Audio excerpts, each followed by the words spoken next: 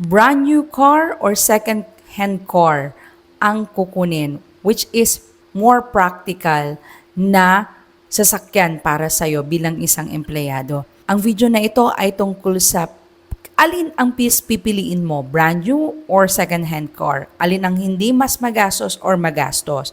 So, panoorin mo ang video na ito, bibigyan kita ng insight ko kung ano ang mas madidesisyonan mong kukunin kung sigurado ka ng kukuha ng sasakyan. By the way, kung ngayon lang tayo nagkita, ako si Joy Lee, isa po akong empleyado na may 10 years experience bilang isang teacher.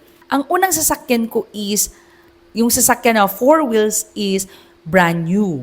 Ngayon, before ako nakapagdesisyon ng brand new car, which is, namimili talaga ako nun second hand or brand new.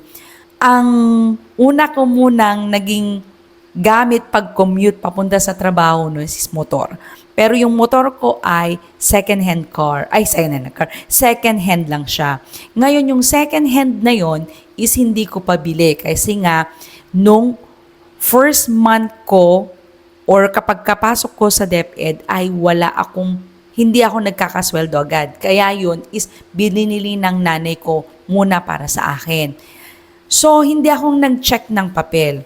Ginamit ko.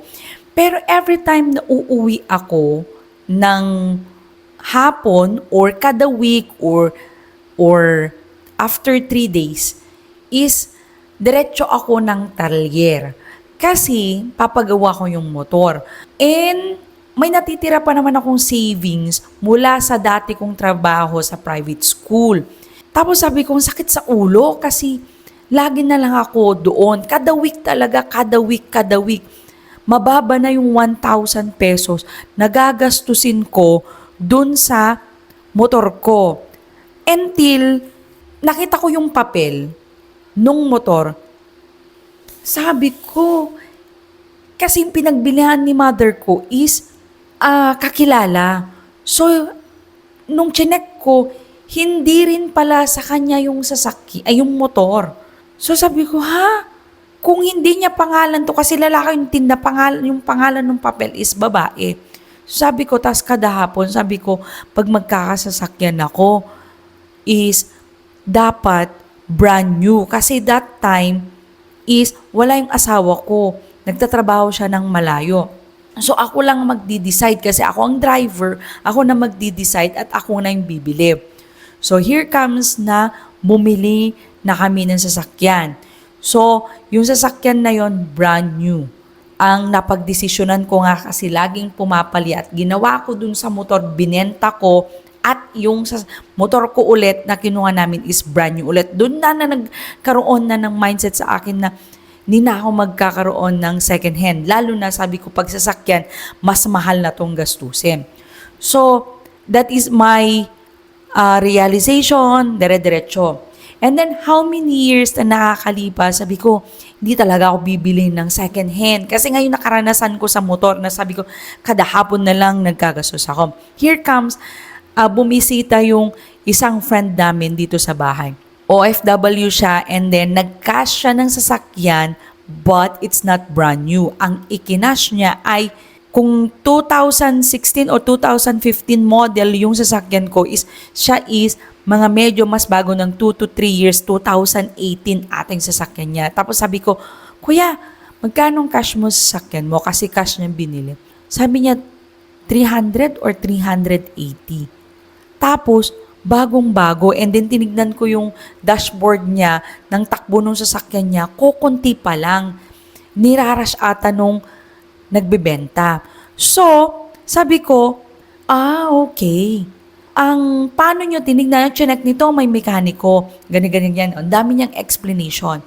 So, ang may realization is that, is it a brand new car or a second-hand car?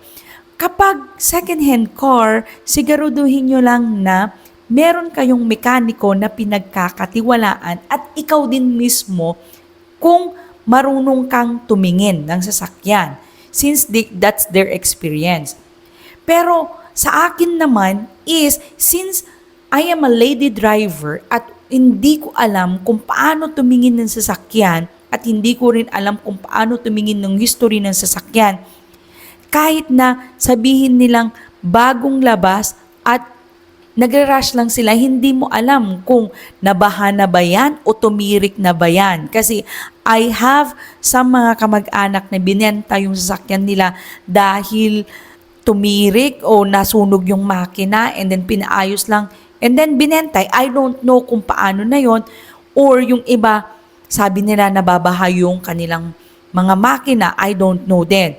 Basta sa akin as a lady driver, akin kasi is brand new na lang, babayaran ko agad since hindi ganun madalas masira yung mga parts niya, is dun ko na lang, yun na lang ang gugustuhin ko kasi ang akin is naniniwala ako sa peace of mind.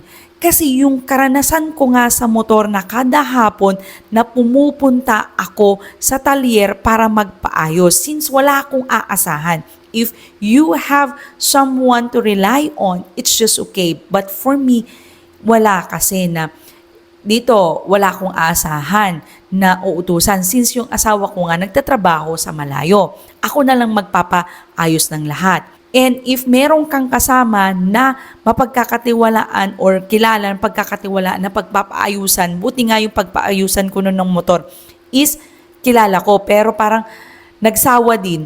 Kaya hindi ko i-choose yung second hand unless talaga alam mo magkilates. That is my realization. Ang akin kasi ang paniniwala ko is that peace of mind over money. Kaysa gagastos na ako ngayon, kaysa gumastos pa ako kada buwan, kada hapon, kada week. Kasi akin is mas marami akong magagastos kung hindi ko alam kung sure ba ako dun sa sasakyan na second hand car na kukunin ko. So yun lang sa akin. But meron talagang bumibili ng second hand car which is they are sure in that binibili nila. If meron ka talagang guide, magga-guide sa'yo at tutulong sa'yo, go on with the second-hand car. Cash pa yon. Ibig sabihin, wala ka nang iisipin kung utangin mo, ika-car loan mo, wala ka nang amortization. Kung may pang-cash ka naman, edi mas better, di ba? So, yun lang, akin lang sa aking insight lang yon. So, yun lang. Thank you for watching. Sana nakatulong ang vlog na sa'yo na ito. Kung kukuha ka ba ng brand new car or second hand car. So, yan lang sa akin bilang isang empleyado at merong negosyanteng pag-iisip sa mga bagay-bagay. So, paalam po muna. Salamat sa panonood and see you po on my next vlog.